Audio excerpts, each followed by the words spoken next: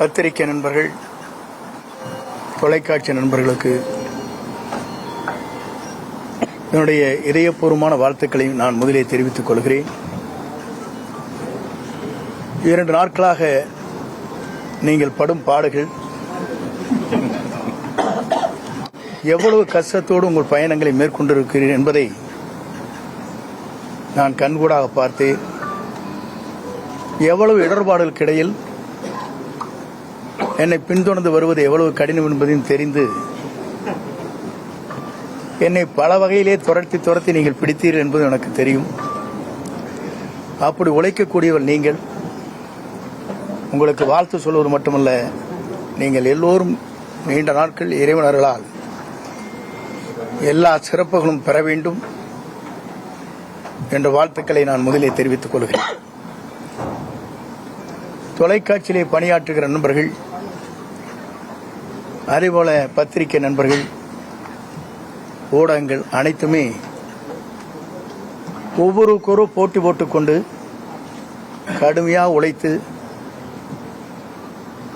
அவர் பணியாற்றுகிற அந்த நிறுவனத்திற்கு நற்பெயரை கொண்டு வர வேண்டும் என்பதற்கு நீங்கள் உழைப்பென்பது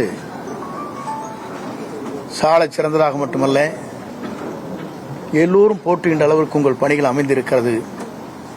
அதற்காக எல்லோருடைய சார்பாக என்னுடைய வாழ்த்துக்களையும் பாராட்டுதலையும் நான் தெரிவித்துக் கொள்கிறேன். இன்று அனைத்து இந்திய அண்ணா திராவிட முன்னேற்றக் கழகத்தில் புரட்சித் தலைவரால் நான் அடையாளம் காட்டப்பட்டவன். 1972 இந்த இயக்கம் துவங்குகிற போது தலைவருக்கு பின்னாலே அணிவகுக்கின்ற தொண்டர்களில் நான் ஒருவன். புரட்சித் தலைவரால் ஈர்க்கப்பட்டு 75 பொதுக்குழு கோவையிலே பிரசிடென்ட் ஹாலிலே நடைபெறுகிற போது அதற்கு முழு பொறுப்பையும் அண்ணன் அரங்கநாயகம், மணிமாறன் என்னிடத்திலே ஒப்படைத்தார்கள். அந்த பணிகளை தலைவர் பாராட்டுகின்ற அளவிற்கு அந்த பணிகளை நாங்கள் முடித்து அவர் இருக்கின்ற சத்யா ஸ்டுடியோவிலே சந்திக்கின்ற போது அவர் என்னை கட்டிப்பிடித்து தழுவி, ஒரு இளைஞராக இருக்கிற நீங்கள் இந்த பணிகளை ஆற்றியிருக்கிறீர்கள், நான் பாராட்டுகிறேன் என்று பாராட்டினார்.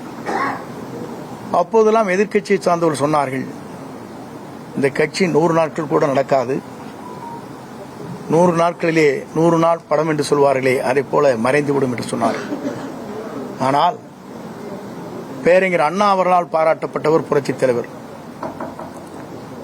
அண்ணா அவர் சொல்லுகிற போது, இந்த இயக்கம் இன்றைக்கு வெற்றி பெற்றிருக்கிறது, என்னை நீங்கள் காண வந்திருக்கிறீர்கள் நான் முதலமைச்சர் என்ற முறையில் என்று சொல்லி, என்னை வெற்றி வைத்தவர் குண்டடி விட்டு கிடக்கிறார், அவரை பார்த்துவிட்டு வாருங்கள் என்று அண்ணாவால் அடையாளம் காட்டப்பட்டுள்ள பாராட்டுதலை பெற்றவர் புரட்சித் தலைவர். அவர் தன்னுடைய காலத்திலிருந்து அவருடைய பணிகள் என்பது 3 முறை தமிழ்நாட்டில் முதலமைச்சராக அருகிலே அமர்ந்தார். 10,000 மைலுக்கு அப்பாலே சிகிச்சை பெறுகிற போது, தமிழ்நாட்டிலே கால் வைக்கிற போது அவர்தான் தமிழ்நாட்டின் நிரந்தர முதலமைச்சர் என்ற வரலாற்றை படைத்தார். அந்த தலைவர் மறைந்ததற்கு பிறகு இயக்கம் 2 கூறுகளாக போகிற போதுதான் 1987 புரட்சித் தலைவர் அம்மாவுடைய வழியிலே நான் பயணத்தை மேற்கொண்டேன். புரட்சித் தலைவர் அம்மா அவர்களும் அவருடைய சுற்றுப்பயணமாக இருந்தாலும் சரி, பல்வேறு ஆலோசனைகள் கேட்கின்ற போது பல்வேறு நண்பர்களோடு நானும் இணைந்து அந்த பணிகளை நான் மேற்கொண்டிருக்கிறேன். புரட்சித் தலைவரால் பாராட்டுதலை பெற்றிருக்கிறேன். எம்மையுமே தன்னுடைய தலையிலே விழுகிறதென்றாலும் கூட சறுக்காமல் வழுக்காமல் இந்த இயக்கத்திற்காகவும் எனக்காகவும் தன்னை அர்ப்பணித்தவர் என்று ஒரு பெரிய கேசட்டை உங்களுக்கு தெரியும். என்னுடைய திருமணத்திலே மட்டுமல்ல, திருச்சியில் நடைபெற்ற நிகழ்ச்சியில் கூட அந்த அளவுக்கு பாராட்டினார். ஆனால் இன்றைக்கு இருக்கிற நிலைகள் வேறு. இன்றைக்கு நான் அதை சொல்வதற்கு காரணம், புரட்சித் தலைவர் அம்மா மறைவுக்கு பிறகு ஆட்சி நடத்தினோம். நடத்தியதற்கு பிறகு காலச்சூழல்களில் பல்வேறு கூறுகளாக 3 கூறுகளாக இயக்கம் பிரிந்தது. நாங்கள் அனைவரும் ஒன்றாக இணைய வேண்டும் என்ற நோக்கத்தோடு தான் நாங்கள் எல்லோரும் அந்த கருத்துக்களை வலியுறுத்தினோம்.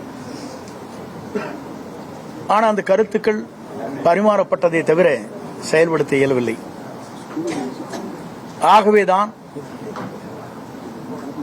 இன்றைய சூழ்நிலையில் ஒரே ஒரு கருத்தை நான் சொல்ல விரும்புகிறேன். நான் என்று ஒருவன் நினைத்தால் ஆண்டவன் தான் என்று கண்டித்து விடுவார், பார்த்துக் கொள்வார். ஆண்டவன் தான் என்று பார்த்துக் கொள்வார். இதுதான் இன்றைய சூழ்நிலை.